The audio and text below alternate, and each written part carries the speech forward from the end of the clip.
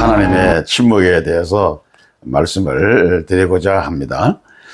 하나님께서 이스라엘 백성들이 여리고 성을 정복하고자 할 때 침묵하도록 그렇게 명령하셨습니다. 그리고 하나님께서 정하신 때에 모두 함께 외치도록 그렇게 하셨습니다. 백성들은 하나님이 말씀하신 대로 순종함으로 이 난공불락의 여리고를 정복을 했습니다.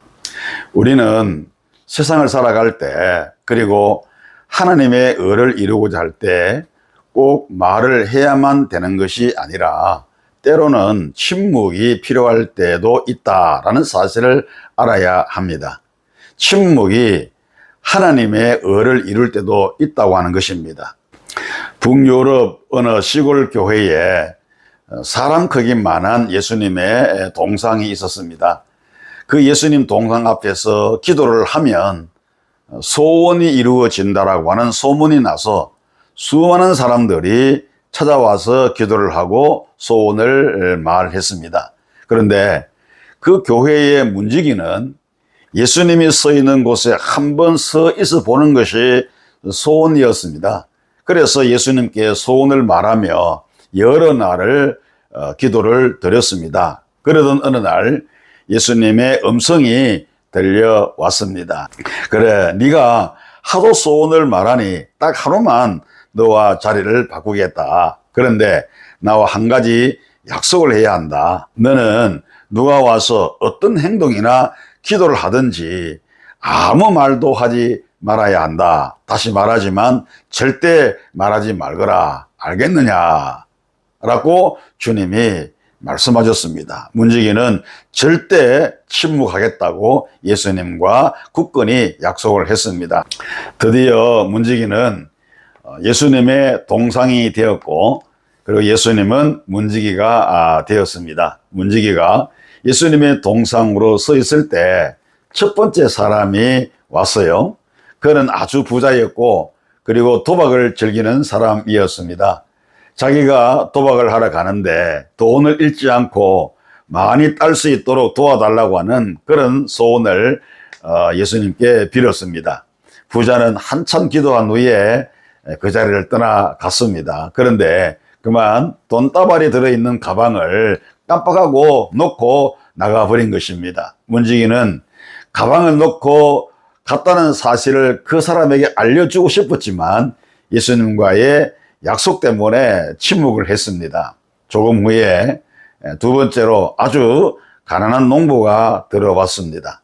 자기 아내가 중병으로 누워있는데 치료비가 없으니 어떻게든 도와달라고 하는 그런 내용으로 예수님께 기도를 했습니다. 그 농부가 기도를 마치고 돌아가려다가 부자가 놓고 간 그 돈가방을 발견을 했습니다. 그 농부는 그것이 하나님의 응답이라고 그렇게 생각을 했습니다. 감사 기도를 드린 후에 그 농부는 돈가방을 들고 나갔습니다. 문지기는 그 돈가방은 주인이 따로 있다고 말해주고 싶었지만 예수님과의 약속 때문에 꾹 참고 있었습니다.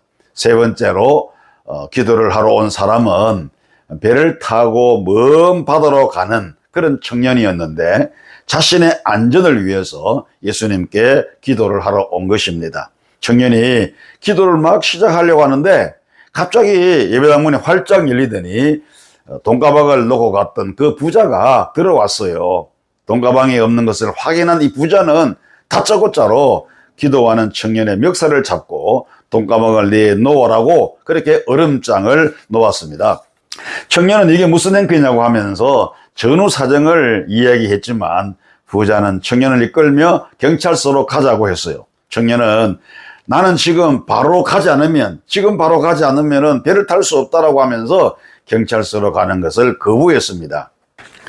그렇게 옥신각신하며 다투는 것을 본 이 문지기는 도저히 참을 수가 없었습니다. 그래서 그만 말을 해주고 말았습니다. 그래서 청년은 배를 타게 되었고 부자는 돈가방을 찾을 수가 있었습니다. 그때 예수님께서 심히 노하신 음성으로 말씀을 하셨습니다. 너는 나하고 약속을 지키지 않았다. 그러니 거기서 내려오너라. 이렇게 주님께서 말씀하셨어요. 그때 이 문지기는 주님께 이렇게 말합니다. 약속을 지키지 못한 것은 죄송하지만 그렇다고 예수님께서 그렇게 화를 내실 정도로 제가 잘못은 하지 않았습니다. 나는 잘못된 상황을 바로 잡아서 평화를 이루었을 뿐입니다. 이렇게 대답을 한 거예요. 그때 예수님께서 이렇게 말씀하셨습니다. 너는 나와 약속을 지키지 않은 것만으로도 잘못이 매우 크다. 그리고 네가 개입을 해서 해결한 것보다도 네가 침묵했다고 하면 더 좋은 결과가 있었다는 것을, 더 좋은 결과가 있다는 것을 너는 몰랐던 것이다. 부자는 어차피 그 돈은 도박장에서 다 날릴 돈이니라. 그 돈이 농부에게 갔더라면 농부의 아내를 살릴 수 있었느니라. 더욱 잘못이 큰 것은 청년의 문제니라. 청년은 그냥 두었으면 배를 타지 못해서 살 수가 있었다. 그러나 네가 개입을 함으로 그 청년은 배를 타게 되었고 그 배는 바다에서 침몰하여 죽게 되었느니라. 내가 침묵으로 일하는 이유를 이제 알겠느냐. 주님께서 이렇게 말씀을 하셨습니다. 이 이야기는 누군가가 지어낸 이야기지만은 우리에게 많은 깨달음을 주는 그런 이야기입니다. 어리석은 우리 인간들은 하나님의 침묵을 견디기 힘들어하고 다른 사람의 일에 과도하게 개입을 하다가 일을 거르치곤 하는 것입니다. 여호수아 6장 10절 말씀에 여호수아가 백성에게 명령하여 이르되 너희는 외치지 말며 너희 음성을 들리게 하지 말며 너희 입에서 아무 말도 내지 말라. 그리하다가 내가 너희에게 명령하여 외치라 하는 날에 외칠지니라. 이렇게 말씀합니다. 하나님은 침묵하신다고 해서 일하지 않으시는 것이 아니라 침묵 중에도 우리 하나님은 일을 하시는 것입니다. 하나님은 침묵 중에도 간섭하시고 침묵 중에도 일하고 계시는 것입니다. 침묵이 하나님이 나의 기도를 듣지 않는다는 그런 의미가 아닙니다. 하나님은 항상 우리의 기도를 듣고 계시며 마음속에, 우리의 마음속에 작은 신음소리도 우리 하나님은 다 듣고 계시는 분이십니다. 그러므로 하나님의 침묵 또한 기도 응답이다라는 사실을 우리가 확실히 알아야 합니다. 하나님의 뜻이 아닐 때, 또 다른 방법으로 우리 하나님께서 응답하실 때, 더 나은 것으로 우리 하나님께서 응답하시고자 하실 때 하나님께서는 침묵을 하시는 것입니다.